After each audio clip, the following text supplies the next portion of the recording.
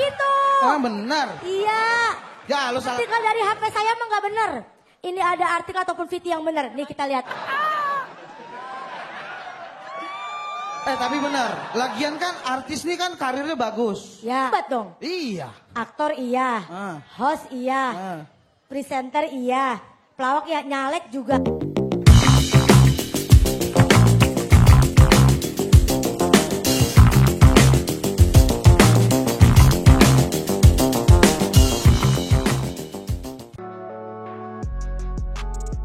Pemirsa, bersama Berita Seleb, kami hadirkan berita terkini dan teraktual. Tapi, sebelumnya jangan lupa like, subscribe, dan share. Komika Kiki Saputri meroasting Raffi Ahmad di acara HUT Indosiar yang dilangsungkan pada Kamis, 11 Januari 2024, malam.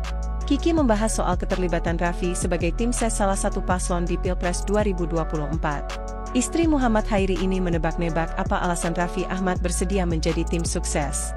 Jika melihat videonya, wajah suami Nagita Slavina itu terlihat tegang cenderung saat mendengarkan roastingan Kiki. Kan sudah banyak uang, ngapain sih capek-capek gabung jadi tim ses? Ini apa alasannya? Apakah karena memang tahu pemimpin yang pilih ini amanah? Atau supaya bisnis aman?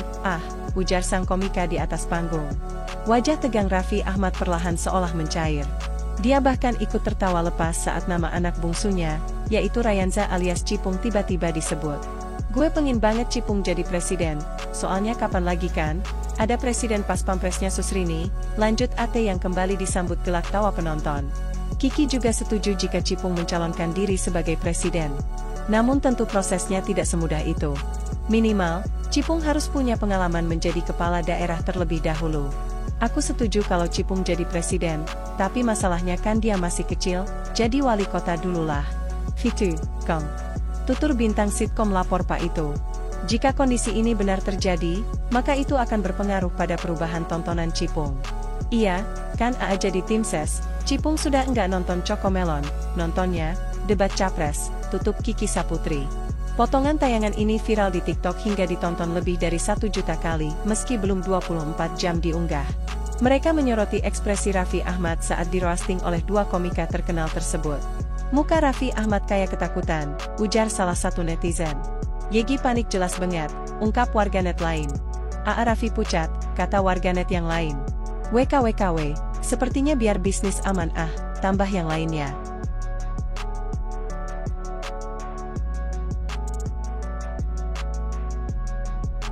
Berita selanjutnya, tapi sebelum lanjut, jangan lupa klik tombol subscribe, like dan komen, mari kita lanjut. Raffi Ahmad mengikuti kegiatan kampanye Capres Prabowo Subianto di Bengkulu, Lampung dan Pangkal Pinang hari ini, Kamis, 11 Januari 2024. Lewat Instagram, Raffi membagikan suasana kemeriahan di tengah kunjungan Prabowo. Mengekor di belakang mobil Prabowo Subianto bersama Ketua Umum PAN Zulkifli Hasan, Raffi Ahmad ikut menyapa masa pendukung pasangan Prabowo, Gibran. Mereka juga saling berebut untuk dapat berjabat tangan dengan Raffi. Saking inginnya bersalaman dengan Raffi Ahmad, aksi para pendukung Prabowo Subianto malah melukai tangan sang artis. Hal itu terlihat di salah satu tayangan Instagram story Raffi Ahmad saat ikut rombongan pawai Prabowo Subianto di Bengkulu. Terdapat 2 luka kecil di punggung tangan kiri Raffi. Ya, ada cakaran-cakaran, ujar Raffi Ahmad dalam video tersebut. Raffi Ahmad pada akhirnya tidak mempermasalahkan hal itu. Sebagai artis, Raffi sudah terbiasa mengalami luka cakaran akibat ulah barbar fans. Cakaran-cakaran cintalah ini, sedikit, kata Raffi Ahmad. Di unggahan lain, Raffi Ahmad juga menampilkan momen saat melakukan live Instagram bersama Prabowo Subianto dan Zulkifli Hasan. Ia tampak mengajak sejumlah artis seperti Kiki Saputri, Gading Marten hingga Ivan Gunawan untuk berinteraksi langsung dengan Prabowo. Ivan Gunawan sempat memberi masukan untuk Prabowo Subianto agar lebih memperhatikan industri fashion Indonesia saat terpilih jadi presiden. Ia juga mengabadikan momen interaksi langsung bersama Prabowo yang difasilitasi Raffi Ahmad. Sementara Kiki Saputri mengingatkan Prabowo Subianto agar tidak marah-marah terus saat menanggapi serangan dari capres lain. Kiki juga menyampaikan permintaan untuk bisa bertemu langsung dengan Prabowo saat ngidam nanti. Hanya saja, kunjungan Raffi Ahmad berakhir di Bengkulu. Raffi tidak ikut rombongan Prabowo ke Pangkal Pinang karena ada urusan lain yang tidak bisa ditinggalkan. Karena ada trouble satu dan lain hal, aku nggak jadi ke Pangkal Pinang.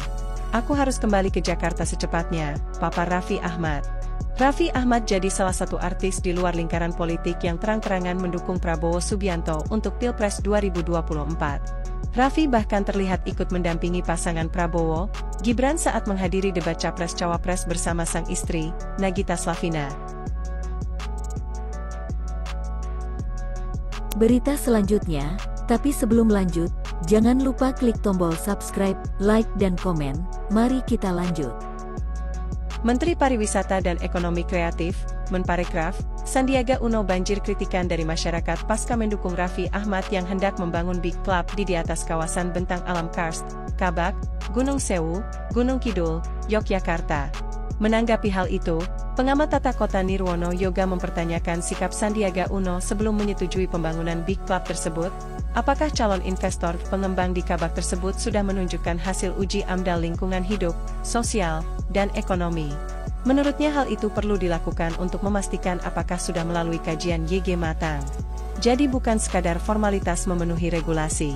Selain itu, apakah pihak investor sudah melibatkan masyarakat lokal sejak awal, khususnya bagaimana strategi investor pengembang dalam mengantisipasi dan rencana mitigasi potensi kerusakan alam yang akan terjadi akibat pengembangan kawasan dan pembangunan fisik yang akan dilakukan investor pengembang, kata Nirwono Yoga di Jakarta.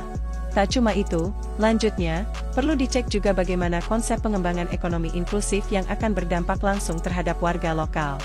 Bukan sekadar menyediakan membuka lapangan kerja, tetapi peluang ekonomi yang meningkatkan kesejahteraan warga lokal sekaligus apa yang akan diterapkan untuk menjamin kelestarian alam bukan mengeksploitasi alam, ujarnya. Ia pun berpendapat apakah Sandiaga sudah mengecek rencana tata ruang wilayah kawasan pantai tersebut merupakan cagar yang dilindungi, UNESCO, dan jangan sampai gagal paham. Pasalnya jika status kawasan bentang alam karst, Kabak, Gunung Sewu, Gunung Kidul merupakan cagar yang dilindungi UNESCO, maka ada batasan yang harus dipatuhi semua pihak. Jika benar menjadi kawasan ekologis yang dilindungi UNESCO, maka sudah ada peraturan ketat yang dibuat UNESCO untuk pemanfaatan maupun pengembangan kawasan ekologis tersebut secara terbatas dan ketat. Ini yang harus dicek kembali, katanya. Kemudian, lanjutnya, jika ditemukan pelanggaran atau ketidaksesuaian dalam rencana tata ruang wilayah dan persyaratan UNESCO, maka pemerintah pusat Kemenparekraf dapat menarik dukungannya. Dan Pemda setempat dapat mempertimbangkan atau meninjau kembali perizinannya sehingga dapat segera diputuskan lanjut batal rencana pengembangan Big Club di kawasan tersebut. Lanjutnya. Terima kasih sudah berkunjung dan menonton channel ini. Sampai jumpa kembali.